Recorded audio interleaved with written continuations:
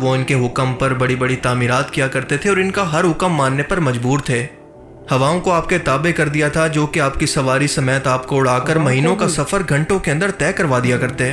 अस्सलामु अलैकुम everyone, this is यज़दान। कैसे हैं आप सब लोग? आई होप आप सब लोग अच्छे होंगे। आज जुम्मा है तो जुम्मे का गेटअप है, इसलिए जुम्मे का व्लॉग इंशाल्लाह कल ज़रूर आएगा, ज़रूर देखना। एक नई मस्जिद में गए थे हम पहली बार और बहुत बेहतरीन माहौल था माशाल्लाह। और आज हम जिस वीडियो पे रिएक्शन देने वाले हैं वो है हसी टीवी की वीडियो। ओरिजिनल वीडियो का लिंक डिस्क्रिप्शन में है, ज़रूर देखिएगा जाके। दज्जाल ने किस तरह से कब्ज़े में लिया था सुलेमान अलैहिस्सलाम का सिंहासन, तो वो हमें इस वीडियो में जानने मिलेगा। एक्चुअली सुलेमान अलैहिस्सलाम की हिस्ट्री के बारे में मुझे उनके अंगूठी के बारे में पता है। मैं थोड़ा सा वाक़या, I think if I am not wrong, वो उनका ही वाक़या है, वो एक नॉलेज है, बट बाकी एक न्यू नॉलेज है मेरे लिए, तो मैं आपसे शेयर करना चाहता था। मुझे अच्छा लगा वीडियो, साथ में नॉलेज गेन करते हैं। Let's start this video. मुझे ऐसी हुकूमत अता कर, ऐसी बेनज़ीर हुकूमत की जो रहती दुनिया तक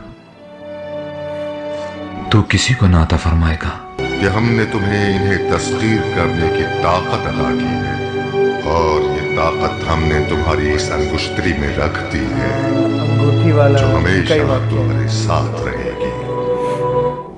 हज़रत सुलेमान अलैहिस्सलाम बनी इसराइल के एक इंतहाई अहम तरीन पैगम्बर और बादशाह थे।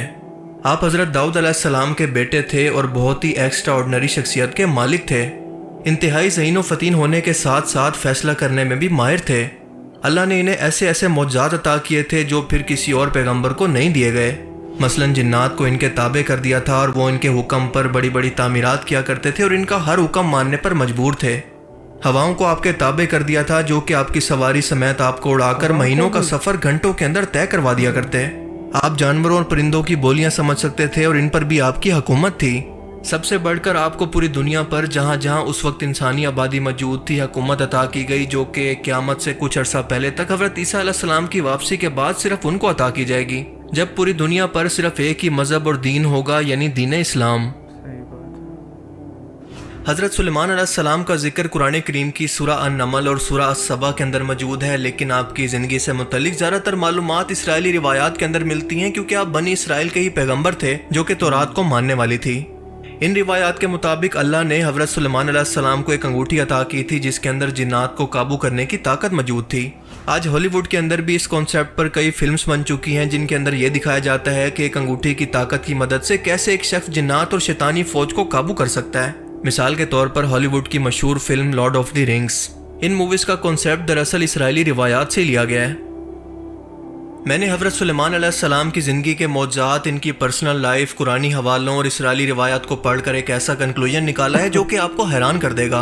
और ऐसी इन्फॉर्मेशन आपने इससे पहले कभी नहीं सुनी होगी कि हज़रत सुलेमान अलैहिस्सलाम ने यह दुआ क्यों अल्लाह से मांगी थी कि ए अल्लाह, मेरे बाद ऐसी हुकूमत कभी किसी को मत देना जो कि मुझे दी है। क्या हज़रत सुलेमान अलैहिस्सलाम की मुलाकात वाकई दज्जाल से हुई थी और उन्होंने ही इसे जंजीरों के अंदर कैद करके समंदर के अंदर फेंकवा दिया था? आपकी कुर्सी पर या आपकी बादशाहत पर किस नामालूम जिस्म को ला कर रखा गया और अल्लाह ने आपको आजमाइश में डाला? इन तमाम सवालों के जवाब एक टाइम लाइन के अंदर हम समझने की कोशिश करते हैं।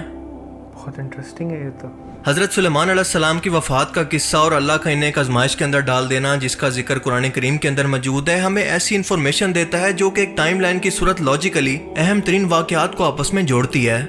इस इन्फॉर्मेशन का ज़्यादातर हवाला तफसीर इब्न कसीर से लिया गया है और इस वीडियो को हम दो पार्ट्स के अंदर डिवाइड करेंगे। तो चलिए शुरू करते हैं। जिन्नात हज़रत आदम अलैहिस्सलाम की आमद से पहले ज़मीन पर आबाद थे, लेकिन कितना पहले इसका कोई जिक्र मौजूद नहीं।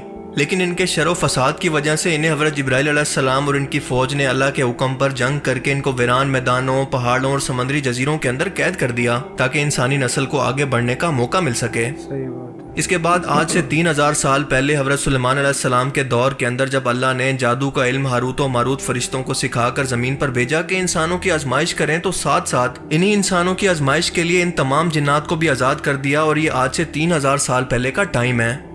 जब इन जिन्नात की वजह से फितना फसाद इंसानों के अंदर बढ़ने लगा, ये जिन्नात इंसानों के दिमाग पर हावी होकर इनसे कत्ल व गारत करवाने लगे, तो अल्लाह ने हज़रत सुलेमान अलैहिस्सलाम को एक अंगूठी अता की और फरमाया कि इस अंगूठी की वजह से आज से ये तमाम जिन्नात तुम्हारे कब्जे में रहेंगे। ये आज से तुम्हारे गुलाम हैं, तुम जो चाहो इनसे करवा सकते हो। اب یہاں پر ایک کانسیپٹ آپ پہلے کلیئر کر لیں کہ انسانی تاریخ کے اندر جتنے بھی پیغمبروں کو معجزات دیے گئے ہیں وہ کسی نہ کسی فزیکل میڈیم سے جڑے تھے. مثال کے طور پر اللہ نے حضرت موسیٰ علیہ السلام کو ایک مبارک عصا دیا تھا جو کہ اسدحہ بھی بن جاتا تھا اور اس کو سمندر پر مارنے پر راستہ بھی بن گیا. حالانکہ اللہ تعالیٰ تو یہ معجزات ڈائریکٹ بھی حضرت موسیٰ علیہ السلام سے کہہ کر بھی کروا سکتے تھے, بنا کسی جلتی جھاڑی کے ڈائریکٹ حضرت موسیٰ علیہ السلام سے کلام بھی کر سکتے تھے. لیکن ہم دیکھتے ہیں کہ ایسا کبھی نہیں ہوا. یعنی کوئی نہ کوئی میڈیم ان معجزات کے لیے استعمال کیا گیا, اور معجزات ایسے کام ہیں جو کہ عقل کو عاجز کر دیتے ہیں. یعنی دنیا کے قانون کو توڑ دیں, سائنس ان کو ثابت ہی نہ کر پائے, کیونکہ اگر سائنس ان کو ثابت کر دیتی ہے تو وہ معجزہ ہو ہی نہیں سکتا. یعنی اللہ تعالیٰ کا قانون ہے کہ اللہ کی ذات اپنے پیغمبروں کے ذریعے معجزات دکھانے کے لیے بھی کسی نہ کسی فزیکل میڈیم کو استعمال کرواتی ہے. حضرت سلیمان علیہ السلام کے لیے یہ فزیکل میڈیم دراصل جنات تھے جن کو اللہ تعالیٰ نے ان کے تابع کیا تھا. یاد رہے کہ سائنس جنات کے وجود پر یقین نہیں رکھتی کیونکہ ان کو فزیکلی ثابت نہیں کر سکتی. صحیح بات. حضرت سلیمان علیہ السلام کو یہ انگوٹھی جنات پر حکمرانی حاصل کرنے کے لیے عطا کی گئی تھی, اور میرا گمان یہ کہتا ہے کہ یہ تمام اہم ترین معجزات یعنی ہوا کے اندر آپ کی سواری کا اڑنا, پرندوں سے باتیں کرنا, بڑی بڑی تعمیرات کروانا, یہ سب کچھ انہیں جنات کی مدد سے کیا گیا ہوگا. اس کا ثبوت یہ ہے کہ آپ جانتے ہیں کہ اسلامی حوالوں سے ہمیں پتہ چلتا ہے کہ جنات کی بے شمار اقسام ہیں. ان میں سے کچھ تو انتہائی طاقتور ہوتے ہیں, کچھ ہوا میں اڑنے والے, اور کچھ جانوروں اور پرندوں کی شکل کے اندر خود کو بدلنے والے یا پھر شیپ شفٹنگ کرنے والے جنات بھی موجود ہیں. لہٰذا آپ کے ٹائم کے اندر ہر ایک نسل کے جنات کے ذمے الگ الگ اور مخصوص کام تھے ان کی قابلیت اور طاقت کے حساب سے. مثال کے طور پر طاقتور جنات صرف تعمیرات ہی کیا کرتے جو کہ کافی مشقت اور طاقت کا کام ہوتا ہے, اور اس کے علاوہ اڑنے والے جنات آپ کی سواری کو اٹھا کر آپ کے ساتھ سفر کیا کرتے, کیونکہ ظاہر ہے کہ آپ کی سواری یعنی کشتی کے اندر کوئی انجن موجود نہیں تھا. اور اگر آپ کی یہ کشتی بنا کسی فزیکل میڈیم کے چلتی تھی یعنی جنات کی موجودگی کے بغیر اڑتی تھی تو کشتی کی ضرورت ہی کیوں موجود تھی؟ حضرت سلیمان علیہ السلام تو بنا کسی کشتی کی ضرورت کے ہوا میں ویسے بھی اڑ سکتے تھے. صحیح بات ہے. اس کے علاوہ سمندر میں تیرنے والے جنات غوطہ لگا کر ہیرے جواہرات لا کر آپ کو دیا کرتے, جبکہ کچھ جنات ایسے تھے جو کہ انتہائی طاقتور مگر شیطان تھے جو کہ ہر وقت زنجیروں کے اندر جکڑے رہتے تھے. حضرت سلیمان علیہ السلام کی یہ انگوٹھی ہمیشہ آپ کے پاس رہتی تھی, لیکن ایک وقت ایسا آیا جب اس انگوٹھی کو انہی طاقتور شیطانی جنات میں سے ایک نے چوری کر لیا. اسرائیلی روایات کے اندر اس جن کا نام سخر بیان ہوتا ہے. سخر. حضرت سلیمان علیہ السلام کی ویسے تو 100 سے زیادہ بیویاں تھیں, لیکن آپ سب سے زیادہ اعتماد اپنی ایک بیوی جراوہ پر کیا کرتے تھے, اور آپ کی عادت تھی کہ غسل کے وقت یہ انگوٹھی اتار کر انہی بیوی کے حوالے کر کے جایا کرتے. ایک بار اس شیطان سخر نے موقع جانا اور حضرت سلیمان علیہ السلام کی شکل کے اندر آ کر آپ کی بیوی سے یہ انگوٹھی مانگی.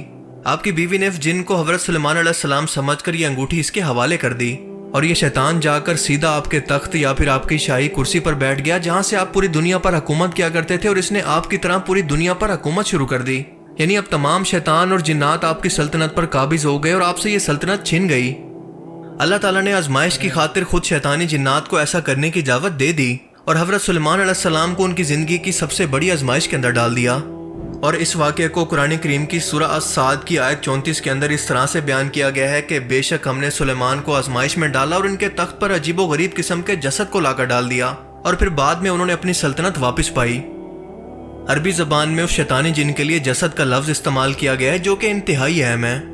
یاد رہے کہ جسد ایک ایسے جسم کو کہتے ہیں جس کے اندر روح موجود نہ ہو, جیسے جسد خاکی جو ایسے انسان کے جسم کے لیے استعمال ہوتا ہے جس کی روح اس کو چھوڑ کر جا چکی ہو. اس لفظ جسد کا اصل مطلب ہے کیا یہ ہم ویڈیو میں آگے جا کر سمجھیں گے. اپنی سلطنت سے اسی طرح سے بے دخل ہو کر وہ ایک عام انسان کی طرح زندگی گزارنے لگے, ایک جگہ پر جا کر مزدوری کرنے لگے. 40 دن تک یہ سلسلہ ایسے ہی چلتا رہا. اس شیطان کو ہر چیز پر کنٹرول تھا سوائے آپ کی بیویوں کے. 40ویں دن تک جب درباریوں نے یہ محسوس کیا کہ سلیمان علیہ السلام کا رویہ انتہائی بدلا ہے اور یہ بہت ہی اوٹ پٹانگ قسم کی یا پھر کم عقلوں والی حرکتیں کر رہے ہیں, تو انہیں یقین ہو گیا کہ آخر کچھ تو گڑبڑ ہے اور یہ سلیمان علیہ السلام تو ہو ہی نہیں سکتے. لہٰذا آپ کی بیویوں اور درباریوں نے وہیں بیٹھ کر 40ویں دن تورات کی تلاوت شروع کی تو یہ جن گھبرا کر وہاں سے بھاگ گیا, اور جاتے جاتے اس نے یہ انگوٹھی سمندر کے اندر کہیں کنارے پر ڈال دی جسے ایک مچھلی نے نگل لیا. کچھ ہی دن بعد جب حضرت سلیمان علیہ السلام اسی سمندر کے پاس عام انسانوں کی طرح مچھلی پکڑ رہے تھے, اللہ تعالیٰ کے حکم سے آپ نے اسی مچھلی کو پکڑا جس نے یہ انگوٹھی کھا لی تھی.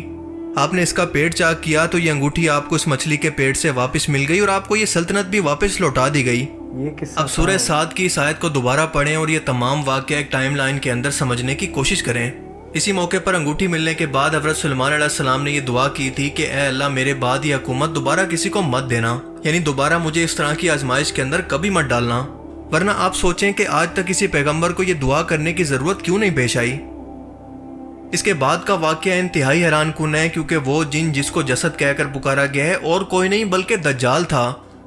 جی ہاں، وہی دجال جو کہ قرب قیامت سے پہلے ایک بار پھر واپس آ کر دنیا کے لوگوں کا مسیح بن کر حضرت سلیمان علیہ السلام کی طرح ایک بار پھر سے پوری دنیا پر حکومت قائم کرنے کی کوشش کرے گا، لیکن اللہ تعالیٰ اس کو ایک بار پھر سے ناکام کر کے حضرت عیسیٰ علیہ السلام کو یہ حکومت عطا کریں گے۔